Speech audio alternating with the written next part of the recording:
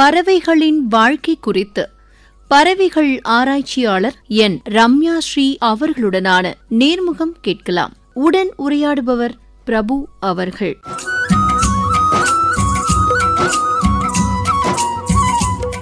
Madam, பறவைன்றது நம்ம பொதுவா எல்லா பறக்கிற உயிரினங்களுக்கும் கொடுக்க பேரு. பறவைனா என்ன ஆக்சுவலா? பறவை அப்படின்னு பாத்தீங்கன்னா அதுவுமே ஒரு உயிரினம் தான். பறவைகளுக்குன்னு தனித்தன்மைகள் இருக்கு. அது என்னென்னு பாத்தீங்கன்னா வெப்பமான ரத்தம் கொண்ட முதுகெலும்புள்ள உயிரினங்கள்னு சொல்லுவோம். இவைகளுக்கு பாத்தீங்கன்னா இறகுகள், ரெக்கைகள், அலகு ஆகியவை இருக்கின்றன. இவை பாத்தீங்கன்னா முட்டையிடுபவை. இது எல்லாமே தான் நம்ம ஒரு உயிரினத்தை பறவைன்னு சொல்லுவோம். மேடம், பறவைகள்ல எத்தனை வகை இருக்கு? பறவைகள் அப்படின்னு பாத்தீங்கன்னா நிறைய வகைகள் இருக்கு. இப்போ எடுத்துக்கிட்டீங்க அப்படின்னா காட்டுல வாழ்ற பறவைகள் இருக்கு. அது நல்ல பாட்டு பாடக்கூடிய பறவைகள். அதை நம்ம பாட்டு பறவைகள்னு சொல்லுவோம். இன்னொன்னு பாத்தீங்கன்னா வேட்டையாடும் பறவைகள், ராப்டர்ஸ் சொல்லுவோம். அந்த பறவைகள் எல்லாமே வேட்டையாடி தான் அதோட இரையை சாப்பிடுது. அடுத்த வகை பாத்தீங்கன்னா நீர் பறவைகள். இது நம்ம பொதுவா நிறைய நீர்நிலைகள் எல்லாம் நம்ம பாக்குறோம். அதுவும் இல்லாம இன்னொரு பறவை வகை இருக்கு. அது பறக்க முடியாத பறவைகள். நம்ம ஆஸ்ட்ரிச், கிவி போன்ற பறவைகள் எல்லாம் பறக்க முடியாத பறவைகள்னு சொல்லுவோம். சோ இது எல்லாமே தான் பாட்டு பறவை. இது எல்லாமே தான் பறவையின் வகைகள்னு சொல்றோம் நம்ம. மேடம்,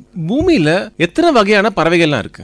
உலக அளவுல பாத்தீங்கன்னா சுமார் 11,000 வகை பறவை இனங்கள் இருக்கு. பூமியிலன்னு பாத்தீங்கன்னா 50 பில்லியன் பறவைகள் இருக்கு மொத்தமா. ஒரு மனிதனுக்கு பாத்தீங்கன்னா சுமார் 6 பறவைகளுக்கு இனமா இருக்கு. இப்போ ஒரு மனிதருக்கு 6 பறவைகள் இனமா இது இருக்கு. மேடம், நம்ம இப்போ ஆகாயத்துல பல பறவைகளை பாக்குறோம். ஆனா பூமியில தோன்றின முதல் பறவை எது? பூமியில தோன்றின முதல் பறவை அப்படின்னு பாத்தீங்கன்னா ஆர்கியோப்டெரிக்ஸ். ஆர்கியோப்டெரிக்ஸ் தான் பாத்தீங்கன்னா முதல்ல தோன்றின பறவை. அது 150 மில்லியன் வருடங்களுக்கு முன்னால தோன்றுச்சு. இதுக்கு பாத்தீங்கன்னா டைனோசரோட தனித்துவமும் இருக்கும், பறவையோட தனித்துவமும் இருக்கும். பறக்கக்கூடியது, அந்த டைனோசருக்கு இருக்கக்கூடிய பற்கள் கூட நம்ம இதுல பார்க்கலாம். அதனால இதுதான் முதல்ல தோன்றின பறவைன்னு நம்ம சொல்றோம். மேடம், பட்டாம்பூச்சியும் பறக்குது இல்ல, அது ஏன் நம்ம பறவைன்னு சொல்றது இல்ல? பட்டாம்பூச்சியும் பறக்கும், பறவையும் பறக்கும். ஆனா ரெண்டுமே ஒரே உயிரினம் கிடையாது.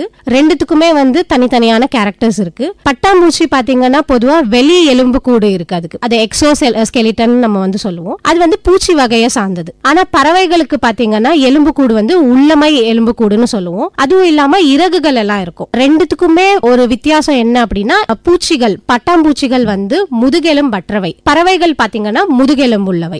மேடம், இந்த பறவையை பார்க்கும்போது நம்ம ஃபர்ஸ்ட் பாக்குறது ஃபெதர்ஸ், அதோட இறகு பாக்குறோம். இந்த இறகுனா என்ன? இந்த இறகுக்குள்ள என்ன இருக்கு? கண்டிப்பா நீங்க சொன்ன மாதிரி பறவை நம்ம பார்த்தாலே அதோட வண்ணமயமான இறகுகளை தான் நம்ம பாக்குறோம். இந்த இறகுகள்ல பாத்தீங்கன்னா ஒரு புரதம் இருக்கு. அதை கெராட்டின்னு சொல்லுவோம். இப்ப நம்ம தலைமுடியில எப்படி அந்த கெராட்டின் புரோட்டீன் நம்ம சொல்லுவோம், அதே மாதிரி தான் பறவையோட இறகுகள்லயும் கெராட்டின் புரோட்டீன் இருக்கு. இப்போ அந்த கெராட்டின் புரோட்டீன்னால தான் இந்த இறகுவே ஃபார்ம் ஆயிருக்கு. இப்போ நீங்க பாத்தீங்கன்னா நமக்கு அந்த நிறம் எப்படி தெரியுது? இப்போ ஒரு பறவையும் ஒரு நிறமா இருக்கு.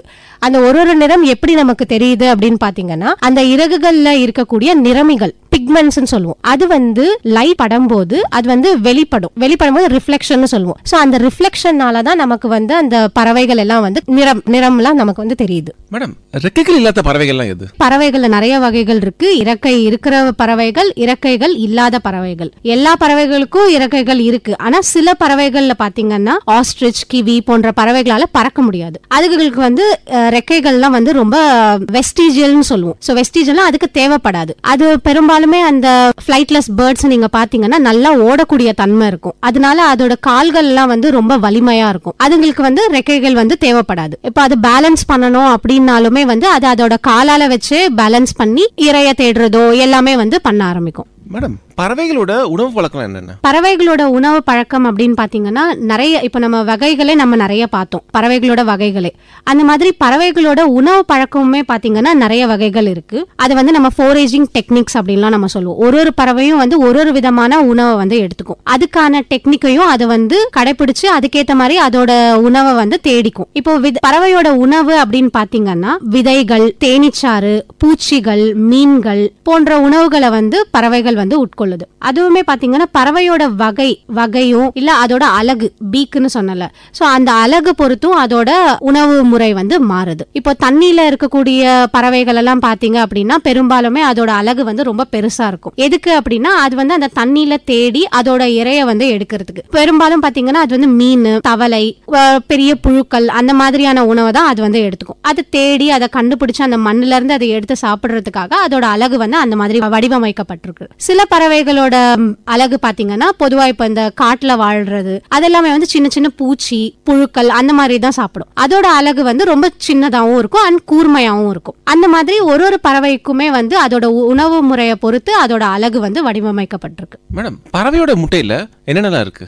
பறவையோட முட்டை அப்படின்னாலே நம்ம முதல்ல பார்த்தது வந்து கோழியோட முட்டை தான். நம்ம பொதுவா யூஸ் பண்றது வீட்டுல கோழியோட முட்டையை தான் நம்ம பார்த்திருக்கோம். அதுல இருக்கக்கூடிய அதே பொருட்கள் தான் வந்து எல்லா பறவையோட முட்டையிலுமே வந்து இருக்கும். முதல்ல அதிகமா இருக்கக்கூடியது என்ன அப்படின்னு பாத்தீங்கன்னா ஆல்புமின். அதை தான் நம்ம வந்து வெள்ளை பழம்னு சொல்லுவோம். அது வந்து ஆல்புமின். அடுத்தது பாத்தீங்கன்னா மஞ்சள் அதுலதான் வந்து தேவையான எல்லா சத்துக்களுமே அதுலதான் இருக்கும். அது இல்லாம நிறைய பொருட்கள் வந்து பறவையோட முட்டையில இருக்கு. அதுக்கு தேவையான கால்சியம், மினரல்ஸ், விட்டமின்ஸ் எல்லாமே வந்து பறவையோட முட்டையில வந்து இருக்கு. ஒரு கரு உருவாறதுக்கான எல்லா சத்துமே வந்து அந்த முட்டையில வந்து இருக்கு. மேடம், பறவை வந்து முட்டையில இருந்து வெளியில வர்றதுக்கு எவ்வளவு டைம் எடுக்கும்? அது வந்து பறவையோட வகைகளை பொறுத்து இருக்கு. சிறிய பறவையா இருந்தா அதுக்கு வந்து ஒரு 10 நாள் இல்ல 15 நாள் தேவைப்படும். இப்போ பெரிய பெரிய பறவைகள்லாம் இருக்கு அப்படின்னு பாத்தீங்கன்னா அதுக்கு எல்லாமே வந்து சில நாட்கள், கிட்டத்தட்ட ஒரு 2 மாதம் கூட ஆகலாம். ஒரு 80 நாள் அந்த மாதிரி கூட சில பறவைகள் முட்டையிட்டு அதுல இருந்து அதோட குஞ்சு பொறிச்சு வெளியில வர்றதுக்கு அந்த நேரம் வந்து எடுத்துக்கும். சின்ன சின்ன பறவைகள் பாத்தீங்கன்னா 10 நாள், நான் சொன்ன மாதிரி டெய்லர் பேர்டுன்னு சொல்லுவோம். சோ அதெல்லாம் வந்து 10 நாள்லயே வந்து வெளியில வந்துரும். ஆல்பட்ராஸ்னு ஒரு பெரிய பறவை இருக்கு. அந்த பறவை எல்லாம் கிட்டத்தட்ட 80 நாட்கள் வந்து எடுத்துக்கும். அந்த முட்டை அதுல இருந்து அதோட குஞ்சு பொறிச்சு வெளியில வர்றதுக்கு 80 நாட்கள் கிட்ட ஆகும். மேடம், பறவைகள் ஏன் இடம் மாறுது? அது எப்படி சூஸ் பண்ணுது இந்த பாதையை எடுக்கலான்ட்டு? பறவைகள் மட்டும் இல்ல, உலகத்துல இருக்க நிறைய உயிரினங்கள் வந்து இடம்பெயர்தல் பண்ணுது.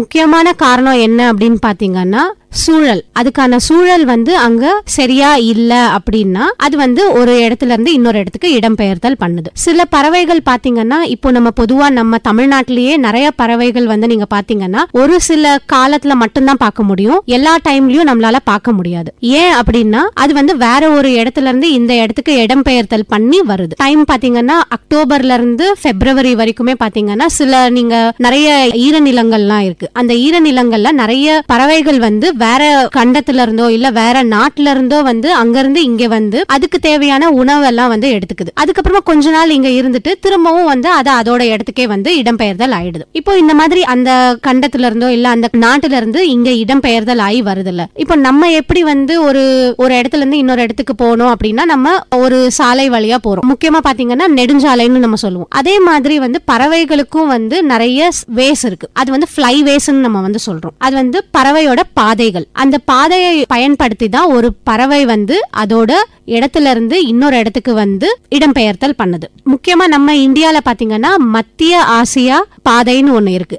அந்த பாதை வந்து நம்ம இந்தியால சென்ட்ரல் ஏசியன் ஃப்ளைவே அப்படிங்கிற அந்த பாதையை பயன்படுத்தி தான் வந்து அந்த பறவைகள் எல்லாமே இங்க நம்ம இந்தியாவுக்கு வந்து வருது. மேடம், இரவில் செயல்படும் பறவைகள் யாவை? அவை எப்படி வேட்டையாடுகின்றன? பொதுவா நம்ம பறவைகள் அப்படின்னு பாத்தீங்கன்னா நம்ம பகல் நேரத்துல மட்டும்தான் பாக்குற பறவை நமக்கு தெரியும். ஆனா இரவுலயும் வந்து நிறைய பறவைகள் வந்து இருக்கு. அதுல ஒரு குறிப்பிட்ட பறவை பாத்தீங்க அப்படின்னா ஆந்தை. இந்த ஆந்தைகள் வந்து பகல் நேரத்துல வந்து அது தூங்கிட்டு இருக்கும்.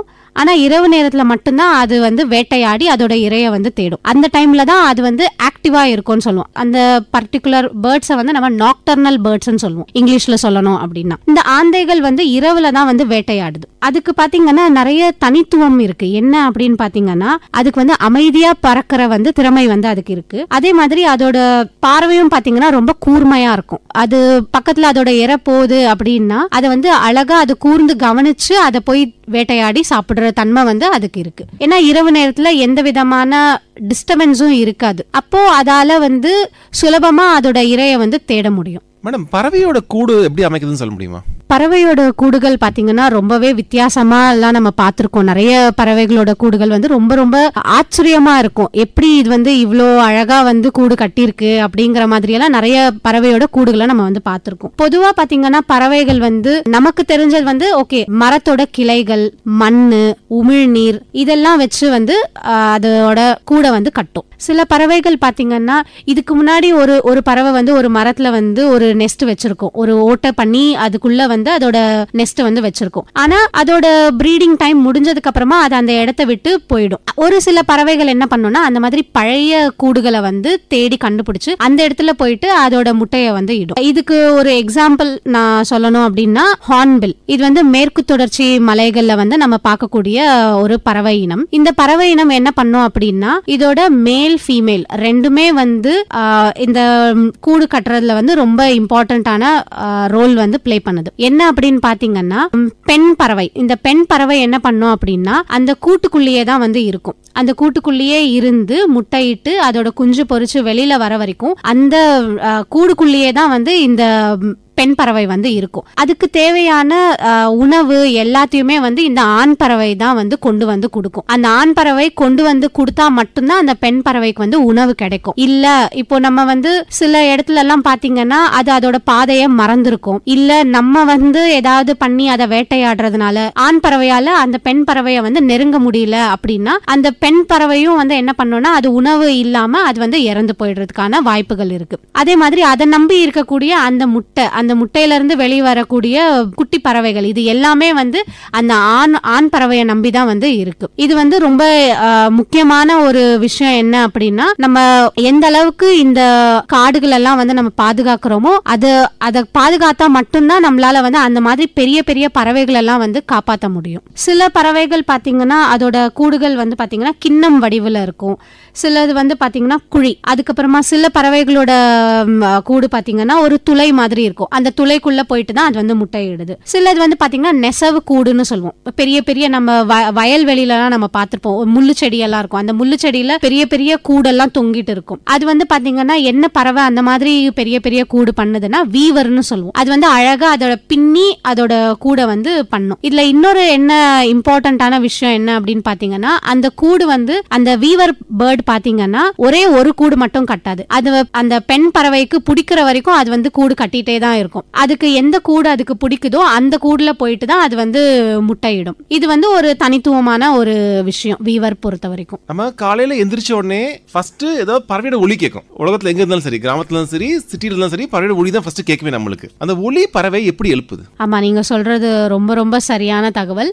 இப்ப நம்ம காலையில சிட்டில இருந்தாலுமே இல்ல நம்ம வந்து கிராமத்துல இருந்தாலுமே எழுந்த உடனே நம்ம ஏதோ ஒரு பறவையோட ஒலிய கேட்டுட்டு தான் நம்ம வந்து எழுந்துக்கிறோமே. அந்த பறவைகளோட ஒலி அப்படின்றது எங்க இருந்து வருது அப்படின்னு பாத்தீங்கன்னா பறவைகள்ல வந்து ஒரு உறுப்பு இருக்கு, சிரிங்ஸ் அப்படின்னு சொல்லிட்டு. அது வந்து வாய்ஸ் பாக்ஸ் நம்ம சொல்லுவோம். இப்ப நமக்கு எப்படி நம்ம பேசுறதுக்கு நமக்கு வாய்ஸ் பாக்ஸ் இருக்கு, நம்ம வந்து லாரிங்ஸ் சொல்லுவோம் நம்மளோட உறுப்பை வந்து. அதே மாதிரிதான் பறவைகளுக்கும் வந்து சிரிங்ஸ் அப்படிங்கிற ஒரு உறுப்பு இருக்கு. அந்த சிரிங்ஸ்லால தான் வந்து அந்த பறவை வந்து பாடுது, அது மத்த பறவைகள் கிட்ட வந்து அது பேசுது. இந்த சிரிங்ஸ்ன்ற உறுப்புனாலதான். இந்த ஒலி எதுக்கு வந்து அந்த பறவைகள் எழுப்புது அப்படின்னு நீங்க பாத்தீங்கன்னா இனப்பெருக்கம். கண்டிப்பா இனப்பெருக்கத்துக்காக தான் அது வந்து வித்தியாசமான குரல் எல்லாம் கொடுக்குது, பாட்டு பாடுது, இது எல்லாமே பண்ணுது. இன்னொரு விஷயம் என்ன அப்படின்னா எச்சரிக்கை பண்ணுது. இப்போ நம்ம ஒரு இடத்துக்கு போறோம் அப்படின்னா அந்த பறவை அதோட குட்டிகள்லாம் இருக்கு அப்படின்னா இப்ப நம்ம அதை வந்து தெரியாம நம்ம ஏதாவது பண்ணிருவோமோ அப்படிங்கிற ஒரு பயத்தினால அதை என்ன பண்ணோம் அப்படின்னா கத்த ஆரம்பிச்சிடும். அது ஒண்ணு. இன்னொன்னு என்ன அப்படின்னா இப்போ நம்ம அதை வந்து ஏதாவது வேட்டையாடிடுவோமோ அப்படிங்கிற ஒரு பயத்தினால என்ன பண்ணோம் அப்படின்னா அதோட கூட்டாளிகளுக்கு வந்து அது வந்து ஒரு எச்சரிக்கை கொடுக்கும். இந்த மாதிரி இங்க ஒரு மனுஷன் வரான் அப்படிங்கிறதுக்காக எச்சரிக்கை பண்றதுக்கும் சில பறவைகள் வந்து இந்த ஒலியை எழுப்புது. அதுக்கு ஒரு உதாரணம் என்ன அப்படின்னு பாத்தீங்கன்னா ஆள்காட்டின்னு ஒரு பறவை இருக்கு, ரெட் வாட்டர் லேப் விங்னு நம்ம சொல்லுவோம். அது வந்து பேரே வந்து அதுக்கு பேரே ஆள்காட்டி. யாராவது அந்த சைடு மனுஷங்க போறாங்க அப்படின்னா அதுதான் வந்து முதல் பறவையா இருக்கும், ஒரு ஒலியை எச்சரிக்கை ஒலியை வந்து கண்டிப்பா எழுப்பும். அது பக்கத்துல இருக்கக்கூடிய மத்த பறவைகள் எல்லாமே வந்து என்னன்னா ஒரு எச்சரிக்கையா ஆயிடும், இங்க வந்து ஏதோ ஒண்ணு நடக்கும், ஏதோ யாரோ ஒருத்தவங்க வராங்க அப்படிங்கிற அந்த ஒரு எச்சரிக்கை ஒலி இந்த பறவை எழுப்புறதுனால மத்த பறவைகளும் வந்து எச்சரிக்கையா வந்து இருக்கும். இன்னொரு விஷயம் பாத்தீங்க அப்படின்னா பறவைகள் சில நேரத்துல நமக்கு தெரியாது எதுக்கு அது வந்து அங்க கத்திக்கிட்டு இருக்கு அப்படின்னு. சில பறவைகள் என்ன பண்ணோம் அப்படின்னா அதோட பிரதேச உரிமைக்காக, டெரிட்டோரியாலிட்டின்னு சொல்லுவோம் நம்ம இங்கிலீஷ்ல, அதோட இடத்த வந்து வேற யாரும் எடுத்துக்க கூடாது அப்படிங்கறதுக்காகவும் சில மத்த பறவைகளோட என்ன பண்ணோம் அப்படின்னா சண்டை போடும். அதுக்காகவும் அது ஒலியை தான் வந்து பயன்படுத்துது. மேடம், இப்போ நம்ம காட்டுக்கு போறோம்னு வச்சுக்கோங்களேன், நிறைய ஒலி கேட்க முடியும், பறவைகள் ஒலி கேட்க முடியும், ஆனா பறவைகள் பார்க்க முடியாது. அதே ஒரு நீர்நிலைக்கு போனோம்னா நிறைய பறவையை பார்க்க முடியும், ஆனா சவுண்ட் எதுவும் கேட்காது. ஏன் அப்படி? நீங்க சொன்னது முழுக்க முழுக்க கரெக்டான விஷயம். இப்போ காட்டுல பாத்தீங்கன்னா மரங்கள் நிறைய இருக்கு. அது அந்த பறவைகள் வந்து ஈஸியா ஒளிஞ்சுக்க முடியும். இப்போ ஒளிஞ்சுக்க முடியறதுனால அதை நம்மளால பார்க்க முடியாது. அப்போ அதோட சத்தத்தை மட்டும்தான் நம்மளால கேட்க முடியும். அதோட ஒலியை வச்சுதான் நம்ம வந்து இந்த பறவை இங்க இருக்கு, எவ்வளவு தூரத்துல இருக்கு அப்படிங்கறத வந்து நம்ம கணக்கெடுக்க முடியும். இப்போ நீங்க சொன்ன மாதிரி நீர்நிலைகளை பாத்தீங்கன்னா நம்ம கண் எதிர்க்கவே வந்து நிறைய பறவைகள் வந்து இருக்கும். ஆனா அது எதுவுமே வந்து பாத்தீங்கன்னா எந்த ஒரு ஒலியுமே எழுப்பாது. ஒலி எழுப்புனாலுமே அது வந்து ரொம்ப மைல்டா தான் இருக்கும் அதோட கால்ஸ் எல்லாமே. சோ நிறைய வித்தியாசம் இருக்கு. இத எப்படி நம்ம எடுத்துக்கலாம் அப்படின்னா அதோட வாழ்விடம். சோ இப்போ பறவைகள், இந்த நீர் பறவைகள் எல்லாமே வந்து பாத்தீங்கன்னா அதுக்கு ஒளிஞ்சுக்கிறதுக்கான தேவை வந்து இல்ல. ஏன்னா அதுக்கான இறை வந்து அது கண்ணு முன்னாடியே இருக்கு. அது வந்து ஈஸியா அதை வந்து எடுத்து உண்ணுது. இப்போ காட்டுல வாழ்ற பறவைகள் எல்லாம் பாத்தீங்கன்னா நிறைய காம்படிஷன் நம்ம சொல்லுவோம். சோ ஒரு பறவை ஒரு இறைய தேடி போகணும்னா அது ரொம்ப தூரம் வந்து ஒரு இடத்துல இருந்து இன்னொரு இடத்துக்கு போய் தான் அதோட இறைய வந்து தேடணும். அது இறைய தேடினாலுமே அங்க மத்த பறவைகள் ஏதாவது இருந்துச்சு அப்படின்னா கண்டிப்பா அதுக்கு காம்படிஷன் இருக்கும். அதனால இதை என்ன பண்ணும் அப்படின்னா ஒரு இடத்துல இருந்து இன்னொரு இடத்துக்கு போகும்போதே ஒரு இடத்துல இருந்து மறைஞ்சுக்கிறதுக்கான இடமும் வந்து காட்டுல வந்து நிறையவே இருக்கு. இப்போ ஒரு பறவை வந்து ஒரு இடத்துல இருக்கு, அதுக்கு உணவு வந்து கிடைச்சிருக்கு. அப்போ அது வந்து மத்த பறவைகளுக்கு வந்து அதை வந்து சொல்லும் போது இந்த மாதிரி ஒரு கால் கொடுத்துதான் அது வந்து அந்த மத்த பறவைகளை வந்து ஓகே இங்க வந்து உணவு நமக்கு கிடைச்சிருக்கு, நீங்க இங்க வாங்க அப்படிங்கிறது அந்த கால்ஸ் மூலமா தான் அது வந்து கம்யூனிகேட் பண்ணுது. அதனாலதான் நம்ம வந்து காட்டுல வந்து அவ்வளோ சத்தத்தை நம்ம வந்து கேட்குறோம். ஆனா இதே ஒரு நீர்நிலைகள் நீங்க பாத்துக்கிட்டீங்க அப்படின்னா அந்த இடத்துல அவ்வளவா நம்ம வந்து எந்த ஒரு பறவையோட சத்தத்தையும் வந்து நம்மளால கேட்க முடியாது. மேடம், பொதுவா நம்ம சிட்டிலயும் சரி கிராமத்திலும் சரி சில பறவையோட ஒலி கேட்டிருப்போம். நீங்க உங்க அனுபவத்துல இந்த வித்தியாசமான பறவை ஒலி என்னெல்லாம் கேட்டிருக்கீங்க? வித்தியாசமான பறவை அப்படின்னு பாத்தீங்கன்னா நம்ம தேசிய பறவை மயில், அதோட ஒலி பாத்தீங்க அப்படின்னா ஒரு பூனை கத்துற மாதிரி தான் இருக்கும். எப்படி இருக்கும் அப்படின்னு பாத்தீங்கன்னா இப்படிதான் வந்து அதோட சத்தமே வந்து அது எழுப்பும். நமக்கு தெரியாது அங்க பூனை இருக்கா மயில் இருக்கானே நமக்கு தெரியாது. அது நம்ம பக்கத்துல இருந்து பறந்து போனா மட்டும்தான் நமக்கு தெரியும் அது மயில் அப்படின்னு சொல்லிட்டு. இது ஒரு வித்தியாசமான கால். இன்னொன்னு பாத்தீங்க அப்படின்னா அது எனக்கு தெரிஞ்சு இது வித்தியாசம்னு நம்ம சொல்ல முடியாது. கண்டிப்பா இது வந்து நம்ம காலையில கேட்டிருப்போம். குயில் அது வந்து எப்படி ஒலி எழுப்போம் அப்படின்னு பாத்தீங்கன்னா இது நம்ம வித்தியாசமா ஒரு சவுண்டு தான். அதை வந்து நம்ம கொடுக்கும் போது அதுவுமே வந்து நம்மள வந்து ரிப்பீட் பண்ணும். இது ஒரு இன்ட்ரெஸ்டிங்கான பிஹேவியர் இந்த குயில் கிட்ட இருந்து நான் கத்துக்கிட்டது. மேடம், பறவைகளோட ஒலி எப்படி இசை உருவாக எப்படி ஊக்குவிச்சு? நீங்க சொன்ன மாதிரி தான் காலையில நம்ம எழுந்த உடனே வந்து கண்டிப்பா ஏதாவது ஒரு பறவையோட ஒலியை வந்து நம்ம கேட்டுட்டு தான் அந்த நாளை வந்து நம்ம ஆரம்பிக்கிறோம். எனக்கு தெரிஞ்சு அந்த இடத்துல இருந்து தான் இந்த இன்ஸ்பிரேஷன் வந்து தோன்றி இருக்கும்னு எனக்கு ஒரு இது இருக்கு. ஸோ நம்ம இந்த பாட்டெல்லாம் கேட்டு தான் நம்ம வந்து அந்த நாளையே வந்து நம்ம தொடங்க ஆரம்பிக்கிறோம். இதனால வந்து மியூசிஷியன்ஸ் நம்ம சொல்லுவோம்ல, ஸோ மியூசிக் கம்போசர்ஸ் அவங்க எல்லாருமே வந்து இந்த மாதிரி பறவையோட பாட்டை கேட்டு தான் வந்து அவங்களுக்கும் வந்து ஒரு விதமான அவங்களுமே வந்து இப்படி ஒரு பறவை வந்து பாட்டு பாடுதுன்னா அதுக்கு நோட்ஸ் இருக்கும். அந்த மாதிரி தான் இப்போ நம்ம ஏதாவது ஒரு பாட்டு கேட்டாலுமே அதுக்குமே நோட்ஸ் இருக்கு. ஸோ எப்படி அந்த பேர்ட்ஸ் அதோட நோட்ஸை வச்சு அது வந்து அதோட சாங்கையோ இல்லை வந்து அதோட காலையோ வந்து கிரியேட் பண்ணுதோ அதை எனக்கு தெரிஞ்சு அதை ஒரு இன்ஸ்பிரேஷனா எடுத்துக்கிட்டு தான் நிறைய மியூசிஷியன்ஸ் வந்து இந்த மாதிரி மியூசிக் எல்லாம் வந்து கம்போஸ் பண்ண ஆரம்பிச்சிருப்பாங்க. மேடம், இந்த சீகல் ஒரு பறவை இருக்குல்ல, அந்த பறவைக்கும் நம்ம தெருவில் பார்க்குற காக்காக்கும் என்ன ஒற்றுமை? சீகல் அப்புறம் நீங்க கேட்டது வந்து காக்கா, இது ரெண்டுக்குமே பாத்தீங்கன்னா ரெண்டத்தோட வாழ்விடமே வந்து வேற வேற. ஆனா இது ரெண்டுத்துக்குமே ஒரே விதமான பிஹேவியர்னு சொல்லுவோம். நம்ம ஒரே விதமான பிஹேவியரை வந்து நம்ம பார்க்கலாம். இப்போ காக்கா அப்படின்னு எடுத்துக்கிட்டீங்கன்னா அது மற்ற பறவைகள் ஏதாவது வந்து சாப்பிட்டுக்கிட்டு இருக்கு அப்படின்னா அந்த இடத்துல அது போய் அதை வந்து இன்டரப்ட் பண்ணி அந்த தேவையான அதோட உணவை வந்து அதை எடுத்துக்கும். அதே மாதிரிதான் இந்த சீகல். ஸோ இந்த சீகல்மே என்ன பண்ணும் அப்படின்னா மற்ற பறவைகள் வந்து மீன் பிடிச்சி சாப்பிட்டுக்கிட்டு இருக்கும். அந்த மீனை அது போய் என்ன பண்ணும், அதை தொந்தரவு பண்ணி அதுகிட்ட இருந்து அதை வாங்கி வந்து அந்த சீகல் வந்து சாப்பிட்ரும். இதை நம்ம இங்கிலீஷ்ல சொல்லுவோம் கிளெப்டோ பாரசிட்டிசம் அப்படின்னு சொல்லிட்டு. ஒரு உயிரினம் அதோட உணவு சாப்பிட்டுட்டு இருக்கிறத அதை எடுத்து இது சாப்பிட்றதுனால அதை வந்து பாரசிட்டிசம் அப்படின்னு நம்ம வந்து சொல்லுவோம். அதோட உணவை இதை வந்து எடுத்துக்கிட்டு சாப்பிட ஆரம்பிச்சிடும். ஸோ இதுதான் வந்து காக்காக்கும் சீகலுக்குமான ஒரு ஒற்றுமை. பொதுவாக சீகல் வந்து பாத்தீங்கன்னா நம்ம கரையோரமா இருக்கக்கூடிய அந்த இடத்துல தான் நம்ம வந்து பார்ப்போம். ஆனா காக்காவுமே இப்ப நீங்க பாத்தீங்கன்னா கரையோரத்துல எல்லாம் நம்ம பார்க்க ஆரம்பிச்சிட்டோம். கோஸ்டல் ஹேபிடேட்ஸ்னு சொல்லுவோம். இப்போ நம்ம பக்கத்துல மட்டும் இல்லாம அது பீச்லயும் சரி எல்லா இடத்துக்குமே வந்து அந்த காக்கா வந்து வர ஆரம்பிச்சிருச்சு. மேடம், கரையோர பறவைகள் பத்தி கொஞ்சம் சொல்ல முடியுமா? கரையோர பறவைகள், ஸோ கரையோர பறவைகள் அப்படின்னு பார்த்துக்கிட்டிங்கன்னா கடற்கரை இல்லை ஈரநிலம் இந்த மாதிரியான இடத்துல தான் வந்து கரையோர பறவைகள் வந்து வாழுது. கரையோர பறவைகள் அப்படின்னாலே வந்து ஓகே கரை கிட்ட தான் வாழும் அப்படின்லாம் இல்லை. நிறைய கரையோர பறவைகள் வந்து பொதுவாக எல்லாமே வந்து வலசை போதல் பண்ணி தான் இங்கே வருது. நம்ம சென்னையிலயும் சரி இல்லை தமிழ்நாட்டிலையும் சரி நிறைய கரையோர பறவைகள் எல்லாமே வந்து ஒரு இடத்துல இருந்து இன்னொரு இடத்துக்கு இடம்பெயர்ந்தாகி தான் இங்கே வருது. அந்த மாதிரி பார்த்துக்கிட்டிங்கன்னா கரையோர பறவைகளே பார்த்தீங்கன்னா நிறைய வகைகள் இருக்குது. நம்ம பொதுவாக நம்மளோட இடத்துல பார்க்கக்கூடிய பறவைகள் என்னென்ன அப்படின்னு பார்த்தீங்கன்னா சாண்ட் பைப்பர்ஸ், ப்ளோவர்ஸ், ஸ்டில்ட், அவோசெட், கர்ல்யூஸ் இது எல்லாமே வந்து கரையோர பறவைகளோட வகைகள். இதோட உணவு அப்படின்னு பார்த்துக்கிட்டிங்கன்னா புழுக்கள், நண்டுகள், நத்தைகள், பூச்சிகள், மீன்கள் கூட சில கரையோர பறவைகள் வந்து உட்கொள்ளுது. மேடம், பறவைகளோட பாதுகாப்புல சலீம் அலி அவர்களோட பங்களிப்பு சொல்ல முடியுமா? சலீம் அலி அவர்னால தான் இப்போ எனக்கு தெரிஞ்சு நம்ம இந்த பறவைகளை பற்றியே நம்ம பேசிக்கிட்டு இருக்கோம் நிறைய. சலீம் அலி வந்து பார்த்தீங்கன்னா பறவையியலின் தந்தை என்று அழைக்கப்படுபவர். அது மட்டும் இல்லாம இந்தியாவின் பறவை மனிதர்னும் நம்ம அவரை வந்து சொல்றோம். பறவையியல் துறையில வந்து பெரும் பங்களிப்பு இவருக்கு இருக்கு. சலீம் அலி அவர்கள் பாத்தீங்கன்னா பொழுதுபோக்காதான் இந்த பறவைகளை வந்து பார்க்க ஆரம்பிச்சாரு. அதுக்கப்புறமா அவருக்கு அதுல இருந்த இன்ட்ரெஸ்ட்னால அவர் வந்து நிறைய பறவைகளை பத்தி ஆராய்ச்சி பண்ண ஆரம்பிச்சாரு. அவர் பாத்தீங்கன்னா பாம்பே நேச்சுரல் ஹிஸ்டரி சொசைட்டின்னு ஒண்ணு இருக்கு மும்பைல. சோ அந்த இடத்துலதான் அவர் வந்து வேலை பார்க்க ஆரம்பிச்சாரு. வேலை பார்த்து நிறைய ஆராய்ச்சி வந்து பண்ண ஆரம்பிச்சாரு பறவைகள்ல. இந்தியால எத்தனை பறவைகள் இருக்கு, நம்ம எல்லா பறவையும் பார்க்கணும் அப்படின்னு சொல்லிட்டு அவர் வந்து ஒரு புக்கும் எழுதினார். இந்தியன் பேர்ட்ஸ் அப்படின்னு சொல்லிட்டு ஒரு புக்கும் அவரால் எழுதப்பட்டிருக்கு. அவர் பார்த்தீங்கன்னா இந்தியால இருக்கக்கூடிய நிறைய பறவைகளை வந்து பார்த்து அதுக்கான ஒரு குறிப்பை வந்து அவர் எடுத்தாரு. ஒரு பறவைனா எப்படி இருக்கணும், அதுக்கான கேரக்டர்ஸ் என்ன அப்படிங்கறது அவரோட புக்ல தான் நம்ம பார்த்துருக்கோம். அவர் அந்த பறவையை வரைஞ்சு அதுக்கான கேரக்டர்ஸ் என்ன அப்படிங்கறத முதல் கொண்டு அவரோட புக்ல வந்து நம்ம பார்க்கலாம். இவர் இந்த மாதிரி ஒரு இடத்துக்கும் இந்தியால இருக்கக்கூடிய எல்லா பகுதிகளுக்கும் சென்று நிறைய பறவைகளை பத்தி தெரிஞ்சுக்கிட்டு அந்த ஒரு சில பறவைகள் பாத்தீங்கன்னா ஒரு இடத்துல மட்டும்தான் நம்மளால பார்க்க முடியும், எண்டமிக் அப்படின்னு சொல்லுவோம். அந்த மாதிரியான பறவைகள் பத்தியும் வந்து இவர் அவரோட புத்தகத்துல வந்து சொல்லியிருக்காரு. இவர் இந்த மாதிரி நிறைய இடத்துக்கு போயிட்டு பறவைகள் பத்தி டாக்குமெண்டேஷன் சொல்லுவோம். ஸோ டாக்குமெண்டேஷன் பண்ணி நிறைய சாங்சுரிஸ், சரணாலயங்கள் எல்லாமே உருவாயிடுச்சு.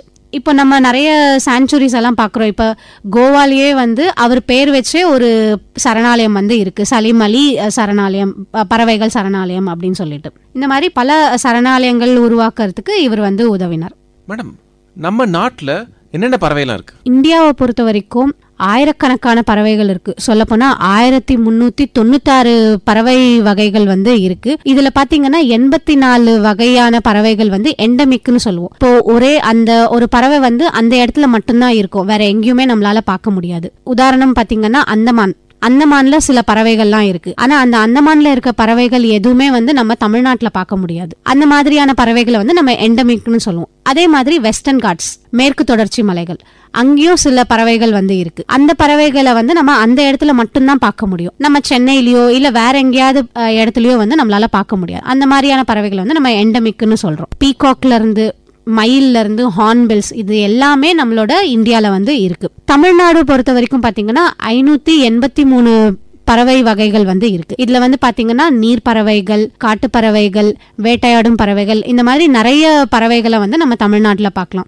ஏன் அப்படின்னு பாத்தீங்கன்னா நம்ம தமிழ்நாட்டுல பாத்தீங்கன்னா நிறைய வாழ்விடங்கள் இருக்கு. பறவைகளுக்கு தேவையான நிறைய வாழ்விடங்கள் இருக்கு. நிறைய ஹேபிடேட்ஸ் சொல்லுவோம். கோஸ்டல் ஹேபிடேட்ஸ்ல இருந்து டெரஸ்ட்ரியல் எல்லா வகையான ஹேபிடேட்ஸும் வந்து நம்ம தமிழ்நாட்டுல இருக்கிறதுனால அந்த பறவைகளுக்கான ஏற்ற சூழல் வந்து இங்க தமிழ்நாட்டுல இருக்கு. சென்னை அப்படின்னு பாத்துக்கிட்டீங்கன்னா சென்னையில பாத்தீங்கன்னா கிட்டத்தட்ட ஒரு 200 வகையான பறவைகளை வந்து நம்ம பார்க்கலாம். நம்ம காலையில எழுந்ததுல இருந்து நம்ம ஏதாவது ஒரு பறவையை வந்து நம்ம பார்த்துட்டே தான் இருக்கோம். சோ நம்ம சென்னையில கிட்டத்தட்ட 200 வகையான பறவைகளை வந்து நம்ம பார்த்திருக்கோம். சென்னையில பாத்தீங்கன்னா நம்ம நிறைய பறவைகளை பார்க்கலாம். மீன் கொத்தி, மண்கொத்தி, அந்த மாதிரி நிறைய வகையான பறவைகள் இருக்கு. இன்னொரு ஒரு வகை என்ன அப்படின்னு பாத்தீங்கன்னா இந்தியன் பாரடைஸ் ஃப்ளை கேச்சர்னு ஒன்று இருக்கு. இது பொதுவா வந்து பாத்தீங்கன்னா வட மாநிலத்தில இருந்து இங்க வரும். மைக்ரேட்டரி சீசன் அப்படின்னு சொல்லுவோம், அக்டோபர்ல இருந்து மார்ச் வரைக்கும். அந்த டைம்ல இந்த பறவையை வந்து நம்ம பார்க்கலாம். நம்ம சென்னையில வந்துட்டு தான் இருக்கு. அந்த பறவையை பாத்தீங்க அப்படின்னா அதோட ஆண் பறவை வந்து அதோட டெய்ல், வால்னு சொல்லுவோம். அந்த பறவைக்கு வந்து வால் இருக்கும். அந்த வால் வந்து ரொம்ப பெருசா இருக்கும். அந்த வால் எப்படி இருக்கும்னா அது ஒரு இடத்துல இருந்து இன்னொரு இடத்துக்கு மூவ் பண்ணும்போது ஒரு ரிப்பன் ஆடுற மாதிரியே தான் அதோட பறவையோட டெய்ல் வந்து இருக்கும். இது என்ன அப்படின்னா ஒரு பக்கம் அந்த ஆண்க்கு இந்த ஒரு டெய்ல் இருந்தாலுமே அது வந்து ஃபீமேல வந்து அட்ராக்ட் பண்றதுக்கு அந்த டெய்ல் இருக்கு. ஆனா சில டைம்ல அது வந்து ஒரு ஆபத்தா கூட போய் முடியலாம். ஏன்னா அந்த மாதிரி இருக்கும்போது அதோட பிரிடேட்டர்னு சொல்லுவோம். இத வந்து இன்னொரு உயிரினம் வந்து பிடிச்சு சாப்பிடும்ல, அதை வந்து பிரிடேட்டர்னு சொல்லுவோம். அந்த மாதிரி பிரிடேட்டர்ஸ்க்கு வந்து அது ஈஸியா வந்து அதை பிடிக்கிறதுக்கு அந்த டெய்ல் வந்து யூஸ் ஆகும். இந்த மாதிரி நிறைய உயிரிழப்புகள் இருந்தும் வந்து ஒரு சில பறவைகள் எல்லாம் வந்து வேற ஒரு இடத்துல இருந்து இன்னொரு இடத்துக்கு மைக்ரேட் ஆகி வந்து அதோட காலத்தை வந்து கடந்து திரும்பவும் என்ன பண்ணுது அப்படின்னா அந்த இடத்துல இருந்து அதோட சொந்த இடத்துக்கே வந்து அது திரும்பி போகுது. அது இல்லாம நிறைய தேன் சிட்டு, அப்புறம் இரட்டைவால் குருவிகள், அதுக்கப்புறமா பார்த்தீங்கன்னா ஹெரான்ஸ்ன்னு சொல்லுவோம், நீர்நிலையில் இருக்கக்கூடிய பறவைகள், ஹெரான்ஸ், இக்ரெட்ஸ், அப்புறம் நிறைய ஷோர் பேர்ட்ஸ், நம்ம பார்த்த மாதிரி கரையோர பறவைகள், நிறைய பறவைகள் நம்மளோட சென்னையில் வந்து நம்ம பார்க்கலாம். பொதுவாக சென்னையில் பார்த்தீங்கன்னா நீங்கள் நிறைய இடங்கள் வந்து இருக்கு நீங்கள் பறவைகளை பார்க்கணும் அப்படின்னா. முதல்ல நம்ம ஞாபகத்துக்கு வர்றது வந்து பள்ளிக்கரணை மார்ஷ்லாண்டுன்னு சொல்லுவோம், சதுப்பு நிலம். அந்த இடத்துக்கு போனீங்கன்னா நீங்கள் வந்து காட்டில் வாழ்கிற பறவைகள்ல இருந்து நீர்நிலையில் இருக்கக்கூடிய பறவைகள் எல்லா பறவைகளையுமே நம்ம வந்து அங்கே பார்க்கலாம். அது இல்லாமல் நிறைய இப்போ ஃபாரஸ்ட் பார்க்கணும் அப்படின்னு நீங்கள் ஆசைப்பட்டீங்கன்னா நன்மங்கலம் ரிசர்வ் ஃபாரஸ்ட்னு இருக்கு. ஆனால் அங்கே நீங்கள் ஸ்பெஷல் பெர்மிஷன் எல்லாம் வாங்கிட்டு தான் நீங்க போற மாதிரி இருக்கும். அதுக்குள்ள பாத்தீங்க அப்படின்னா காட்டு உயிரினங்கள், காட்டு பறவைகள், இது எல்லாத்தையுமே வந்து நீங்க பார்க்கலாம்.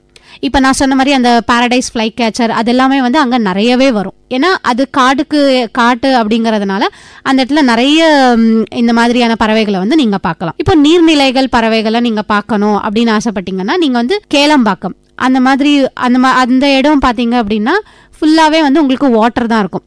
அந்த இடத்துல நீங்க வந்து இந்த ஷோர் பேர்ட்ஸ், வாட்டர் பேர்ட்ஸ், இது எல்லாத்தையுமே வந்து நீங்க பார்க்கலாம். சென்னை பொறுத்த வரைக்கும் இந்த 3 இடத்துல நீங்க போய் பார்க்கலாம். தமிழ்நாடு அப்படின்னு பாத்தீங்க அப்படின்னா இப்போ கரையோர பறவைகளே நீங்க பார்க்கணும் அப்படின்னு நினைச்சீங்கன்னா கோடியக்கரைன்னு ஒரு இடம் இருக்கு, பாயிண்ட் கேலிமர் பேர்ட் சாங்சுரின்னு இருக்கு. அந்த இடத்துக்கு நீங்க போனீங்கன்னா எல்லா வகையான கரையோர பறவைகள், நீர் பறவைகள் எல்லாத்தையுமே நீங்க அங்க வந்து பார்க்கலாம். அது வந்து ரொம்ப பெரிய பறவை சரணாலயம். சென்னைக்கு பக்கத்துல ஒரு சரணாலயம் இருக்கு, அது வந்து வேடந்தாங்கல். அந்த வேடந்தாங்கல் பேர்ட் சாங்சுரியுமே வந்து நீங்க போயிட்டு நிறைய பறவைகளை வந்து நீங்க பார்க்கலாம். மேடம், மைக்ரேஷன் அதாவது வலசை போதல், பறவை வந்து ஒரு நாட்டில் இருந்து இன்னொரு நாட்டுக்கு போகுது, பல ஆயிரம் கிலோமீட்டர்ஸ் தாண்டி வந்து பறந்து போகுது. எப்படி பறவைகளுக்கு அந்த திசை அந்த பாதை வந்து ஞாபகம் இருக்கு? நம்மளுக்கே மறந்துடும். மனித பிரெயின் வந்து பாத்தீங்கன்னா பறவை பிரெயினோட பயங்கர பெருசு. பட் நம்மளே பாத்தீங்கன்னா பல தடவை போன ரூட்டே மறந்துடுறோம். பறவைகளுக்கு எப்படி ஞாபகம் இருக்கு? ஆமா, நீங்க சொல்றது கரெக்ட். என்ன அப்படின்னு பாத்தீங்கன்னா இப்ப நம்மளே வந்து ஒரு இடத்துல இருந்து இன்னொரு இடத்துக்கு போறோம் அப்படின்னா கண்டிப்பா இப்போ நம்ம கையில வந்து கைபேசி இருக்கு, அதுல நம்ம வந்து ரூட் போட்டு நம்ம போயிடுறோம். ஒரு இல்லை யார்கிட்டயாச்சும் கேட்டு நம்ம போறோம். ஆனா பறவைகளால அதெல்லாம் பண்ண முடியாது.